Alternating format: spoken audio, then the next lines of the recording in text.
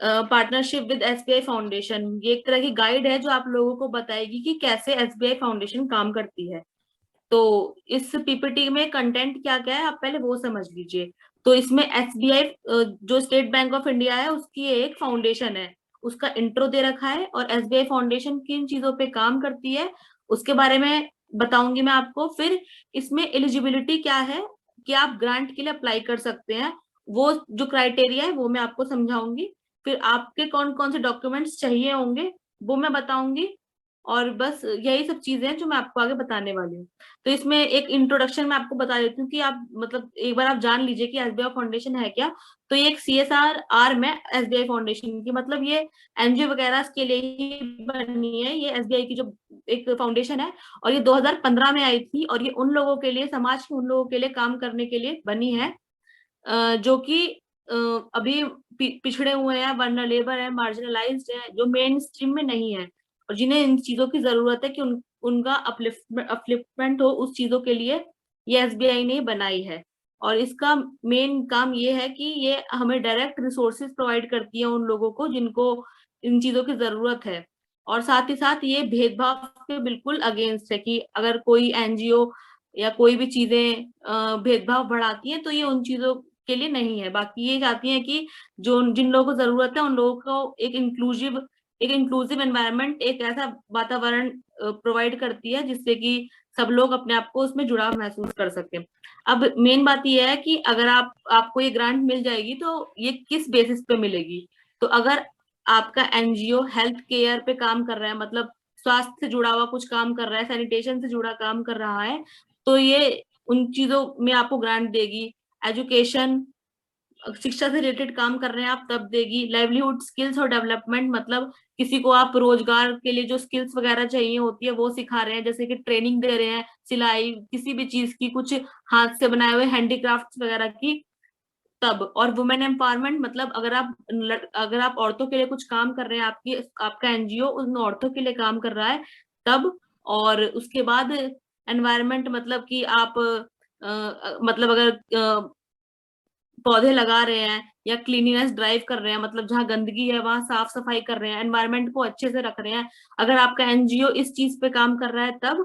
और promotion of sports, जैसे कि खेल कूद के लिए ट्रेनिंग देना, ये सब चीजें अगर आपका एनजीओ कर रहा है तो आपको ये ग्रांट मिलेगी। वैसे भी जनरली सब एनजीओ इन सेक्टर्स में ही काम कर रहे होते हैं, तो इसमें सब आप जितने भी लोग हैं सब इसमें इंक्लूड हो ही जाएंगे, क्योंकि हर एनजीओ इन सेक्टर्स में काम कर ही रहा होता है। उसके बाद मैं आपको बताती हूँ कि मान लीजिए आपको ग्रांट मिल जाएगी, फिर आप ये सोचेंगे कि हम, जैसे आपको ग्रांट में बताना पड़ता है कि हम किस फोकस एरिया में काम करना चाहते हैं। तो अब आपको ग्रांट मिल जाएगी, उसके बाद आपको कहाँ वो काम करना है वो चीजें मैं आपको बता देती हूँ। जैसे कि, हेलो, अगर किसी का माइक ऑन है तो प्लीज ऑफ कर लीजिए, थोड़ी डिस्टरबेंस हो रही है, आपको सुनाई नहीं देगा फिर। हाँ जी। तो ये सबसे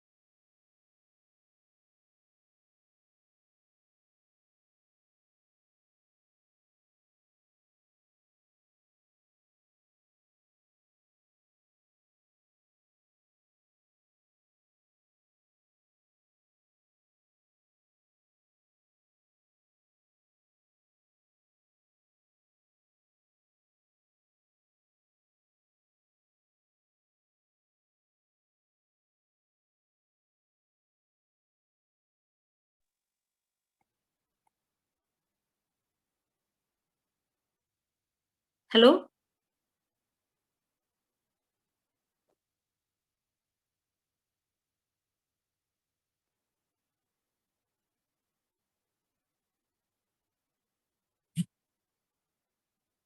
सबको किसी को मेरी आवाज आ रही है? ठीक है, ठीक है। हाँ जी, तो मैं आपको ये हेल्थ केयर का बता रही थी कि blood donation camp, vaccination camp, polio awareness drive, under privileged women women checkup का कैंप और आई चेकअप कैंप आप लगवा सकते हैं। अगर आप एजुकेशन के फील्ड में काम करना चाहते हैं तो आप उसमें क्या क्या कर सकते हैं, तो जैसे आप स्कूल खुलवा सकते हैं, बच्चों की पढ़ाई के लिए स्पॉन्सरशिप ले सकते हैं, और स्किल ट्रेनिंग वगैरह दे सकते हैं कि बच्चे आगे अपने फ्यूचर के लिए कुछ स्किल्स ले लें, कुछ काम कर सके। स्पोर्ट्स प्रमोशन में आपका हो जाएगा कि आप कोचिंग दे सकते हैं और ट्रेनिंग दे सकते हैं स्पोर्ट्स में। और साथ ही साथ वुमेन एम्पावरमेंट में आपका ये काम हो जाएगा कि महिलाओं को आजकल सैनिटरी पैड्स वगैरह मिल नहीं पाते, या जो जो सबके पहुंच में चीजें नहीं है अभी भी, तो उनके उनको आप डिस्ट्रीब्यूट कर सकते हैं सैनिटरी पैड्स। साथ ही साथ उन लोगों को ट्रेनिंग दे सकते हैं हैंडीक्राफ्ट, जैसे हाथ के बनाए हुए चीजों की, हैंडबैग की, इन सब चीजों की। पिकल मेकिंग में जैसे आप अचार बनाना सिखा सकते हैं। ये सब चीजें करके एक तरह से वो उनके लिए आप रोजगार उत्पन्न कर सकते हैं। और एनवायरनमेंट में मैंने आपको बताया था कि जैसे आप क्लीनिनेस ड्राइव करा सकते हैं, प्लांटेशन करा सकते हैं। तो ये सब चीजें हैं, ये इन सब चीजों में आप काम कर सकते हैं। तो बहुत सारी चीजें हैं और बहुत लोगों के लिए ये बहुत फायदेमंद होंगी। सबके पास सारे रिसोर्सेज नहीं है, अगर आप प्रोवाइड कराएंगे तो सब कोई इस चीज में भागीदार बनेगा, सबके लिए बेनिफिशियल होगा। उसके बाद बात है कि एलिजिबिलिटी क्या क्या है ये ग्रांट लेने के लिए जो आपको एसबीआई फाउंडेशन देगी। तो बस यही कुछ चीजें हैं जो ऑलमोस्ट वैसे 4-5 चीजें हैं, जैसे कि आपके पास 12 सर्टिफिकेट होना चाहिए, एटीजी सर्टिफिकेट है वो होना चाहिए, और आपके पास ऑडिट रिपोर्ट होनी चाहिए पिछले 3 साल की, और आपने इसी टाइप के पहले पास्ट में आपके एनजीओ ने ऐसे कुछ काम कर रखे हो, और आपका एनजीओ किसी एक मतलब किसी एक धर्म को बढ़ावा ना देता हो। ये कुछ चीजें हैं, इन्हीं पे ध्यान देना है। बाकी इसमें ऐसे सब एनजीओ, ये भी हो सकता है कि इन्होंने बोला है कि 3 साल कम से कम आपके एनजीओ ने काम कर रखा हो, क्योंकि आपको उसका ऑडिट रिपोर्ट देनी होगी।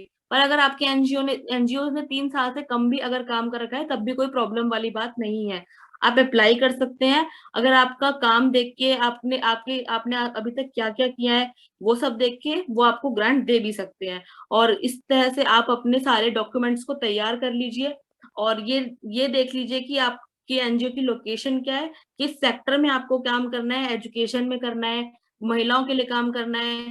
जो मैंने आपको पीछे 5-6 चीजें बताई उसमें आप चूज कर लीजिए आपको किस सेक्टर में काम करना है।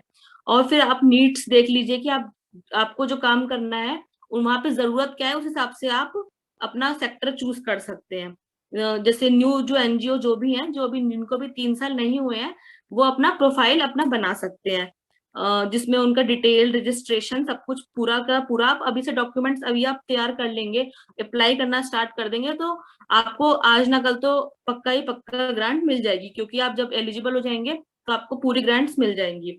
तो अधिकतर सारे एनजीओ के पास ये सब चीजें होती ही हैं, तो कोई प्रॉब्लम वाली बात नहीं है कि अगर आप एलिजिबल नहीं होंगे, ऐसा कुछ होता नहीं है। वो बस ये है कि आपको आपके पास ये 12 एटीजी ये सब सर्टिफिकेट्स होने चाहिए, जो कि ये एनजीओ पार्टनर्स जो वाईएफ ने ही स्टार्ट किया था, उसमें आप लोगों के कोलैबोरेशन से ही, तो उसमें काफी लोगों के बने भी हैं, तो उसी तरह आगे भी बन जाएंगे।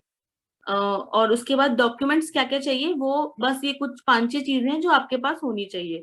जैसे कि आपका रजिस्ट्रेशन सर्टिफिकेट होना चाहिए, और ये एटीजी सर्टिफिकेट आपका जो होता है वो, आपके एनजीओ का पैन कार्ड होना चाहिए, आपके एड्रेस, आपका जहाँ एनजीओ बना है उसका एड्रेस प्रूफ होना चाहिए, उसमें इलेक्ट्रिसिटी बिल, टेलीफोन बिल, बस यही सब बिल्स होने चाहिए। और मैंने आपको जो बताया था कि आपके 3 साल के लगातार 3 साल की जो ऑडिट रिपोर्ट होनी चाहिए वो आपके पास होना चाहिए। और अगर आपके पास, अगर आप नए एनजीओ वाले हैं, आपके पास 3 साल का पूरा एक्सपीरियंस नहीं है, तब भी कोई बात नहीं है, आप अपने डॉक्यूमेंट्स तैयार रखिए, आप अप्लाई कर सकते हैं। अगर उन्हें ठीक लगेगा कि आप किस फील्ड में काम कर रहे हो, तो वो आपको ग्रांट प्रोवाइड कर देंगे, उसमें कोई इश्यू नहीं है।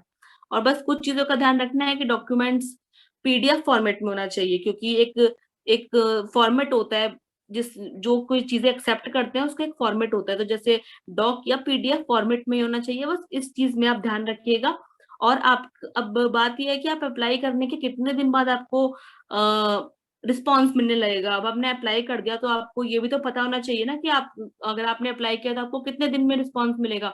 तो 30 डेज का टाइम होता है, उसके बाद आपको उतने दिन में ही आपको एसबीआई फाउंडेशन आपको रिस्पॉन्स देने लगेगी। एक टाइम लिमिट जरूरी होती है, ताकि आप लोग, ताकि जो एसबीआई फाउंडेशन है वो रिस्पॉन्सिबल रहनी चाहिए कि इतने दिन में आपको वो अपना रिस्पॉन्स देगी। तो आपको 30 दिन के अंदर में आपको रिस्पॉन्स आ जाएगा। और ये बात की कोई भी डॉक्यूमेंट, वो जो डॉक्यूमेंट जितने भी होते हैं वो आपको, जो फॉर्म आता है एलिजिबिलिटी फॉर्म, उसमें आपको सारे डॉक्यूमेंट साथ के साथ अटैच करके भरने होते हैं। तो ये अलग चीज है। तो ये है कि अब काफी काफी बड़ा फॉर्म होता है, काफी सारी चीजें होती है उसमें।